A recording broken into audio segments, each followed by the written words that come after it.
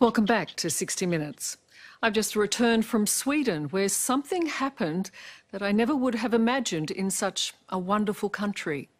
My crew and I were attacked. We had things thrown at us, we were punched and kicked, and my cameraman was run over. Unfortunately, Sweden has become a victim of its own humanity. By opening its doors and welcoming hundreds of thousands of refugees and asylum seekers from the world's war zones and trouble spots, the country is experiencing serious security issues. And it's not alone. The migrant crisis has now become so huge, many Western European nations are closing their borders. But that hasn't stopped the refugees coming in their desperate millions. No, come on. No, wait. Hold on. It is the journey of shattered dreams. Okay. The greatest human migration in recent history. Now stopped dead in its tracks. You could feel the hatred in their eyes, like, I'm gonna be waiting for you. If you do one move, like, you're dead or something. And as the welcome runs out... Too many people and too many people of the wrong kind. Anger boils over. Stop it.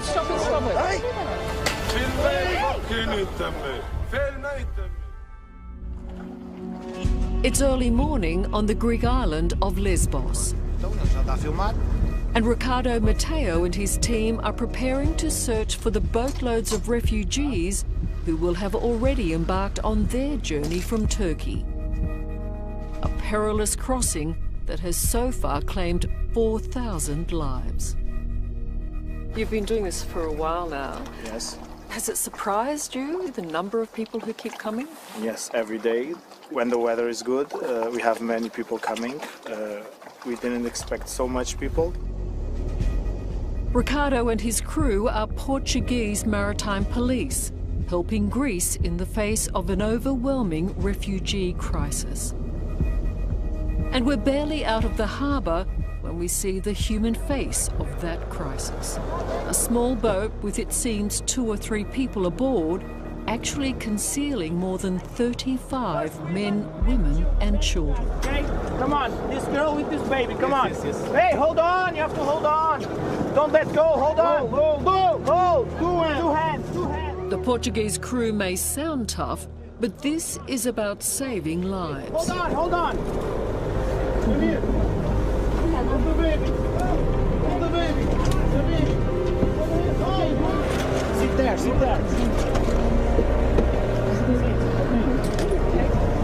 Hold the ball. This is the moment they've longed for. Yet some are in shock, others are simply dazed or ill.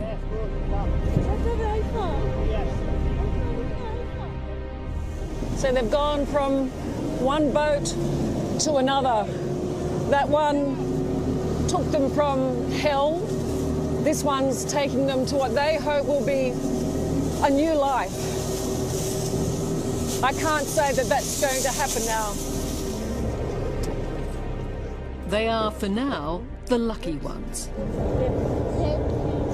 It's a pleasure. It started with this picture. The body of a little boy, Alan Kurdi, washed up on a Turkish beach. The world suddenly opened its eyes to the plight of Syria's refugees. Europe threw open its doors. And a 23-year-old Syrian named Marwan joined a seemingly endless river of humanity. I saw 10,000 people walking behind me. 10,000 people, and Marwan believed he had no choice but to flee his home in Syria. If you are forced into military service, they will put you on the front, either with ISIS, or they will force you to kill your own people, you know? Impossible. Yeah, exactly. But the outpouring of sympathy for refugees like Marwan was about to change. Public sentiment turned when it was claimed that terrorists responsible for the Paris attacks had entered Europe as refugees. Then, on New Year's Eve, hundreds of women were sexually assaulted by gangs of migrant men in the German city of Cologne. As Marwan made his way to Sweden, borders across Europe began to slam shut behind him.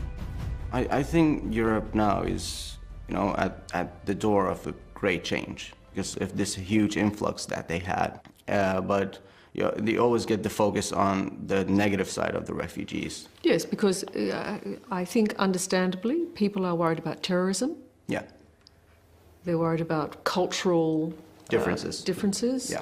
I don't know, they're always surprised when you tell them that, okay, I'm educated, I have a degree. You really have a degree? Yes, I have. Like, what's wrong with that? Like, I'm a human being, just like you. Back in Greece, the new arrivals are at last setting foot on European soil. Most don't realise their ordeal has just begun. So they would come from here, and they would come through our welcome sign. At 26, Aisha Keller is in charge of 1,000 refugees in this camp on Lesbos, staffed entirely by unpaid volunteers. As you can see, when you leave, you get this message. Safe passage. Safe passage. That of course has changed now. It has, unfortunately. This was supposed to be a transit camp, a place where refugees could rest for a few days before moving on into Europe. It's a very orderly queue. Oh yeah, absolutely. But many have now been here for weeks, and for them, the island of Lesbos has become a prison. They almost feel like there's no hope because Europe doesn't want them anymore, and they come here and they go, well, why? What am I doing? If Greece has carried more than its share of the burden, so too has Sweden.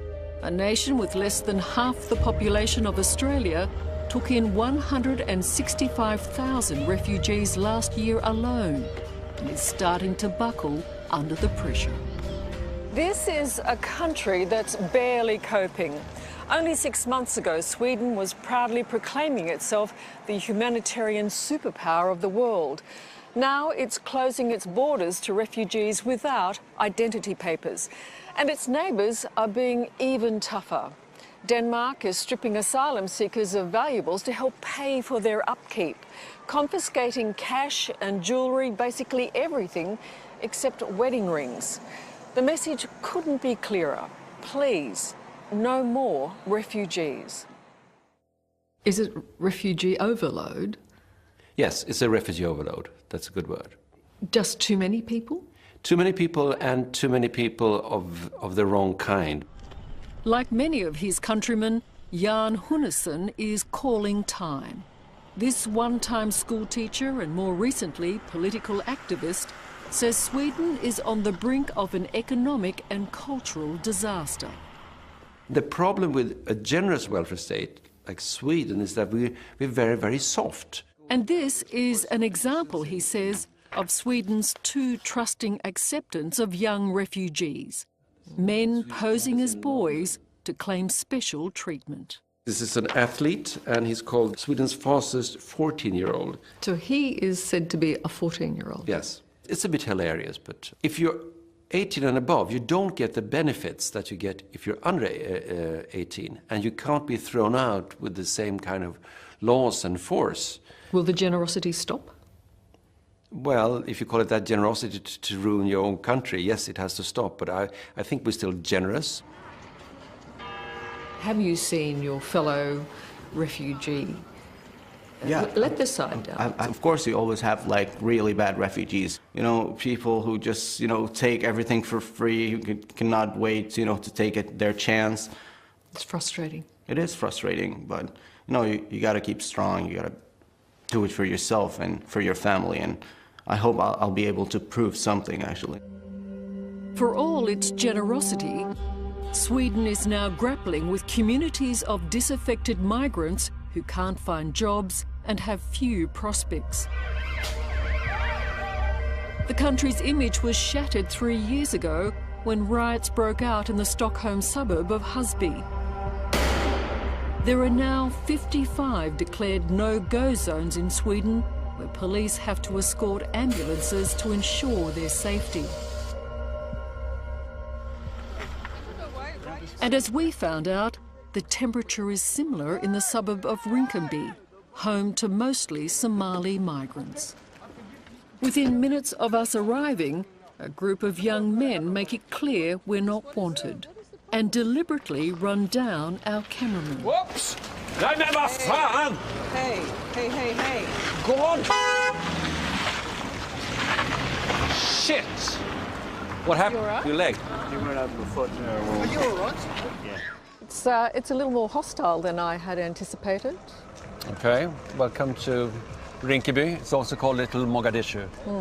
And is that what you're worried about for the future of Sweden? That clash, this clash we Yes, of course.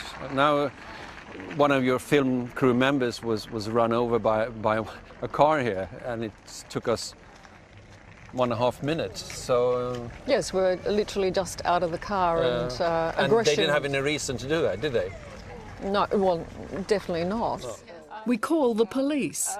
To be honest, we hadn't anticipated such intense aggression. Our cameraman was... And even they fear their presence will be provocative. I think it's better if you go in without us, because I think it would be... very aggressive. Yeah, if we're young. So we will stay here, and if it is... That's fine. You watch us. Perfect. Thank you. Okay, thank you. Majority here are Muslims from East Africa, and they don't assimilate well into the Swedish culture and society, and they're unemployed, and they're poor. So you add all these factors together, and their youth are feeling marginalized and don't speak Swedish very well, so they don't get jobs or get into the Swedish youth culture either. But not everyone is hostile. Oh, okay. Yeah, my cousin lives in Melbourne. Many locals are polite and friendly and happy to talk. It's good. Yeah. I'm very happy. But what happened next changed everything. The police leave, and as we prepare to go, young men masking their faces arrive. Good, we're doing good. You're doing good? Yeah. Okay, very good. Take it easy. Okay, you too. And attack. Go! Mate!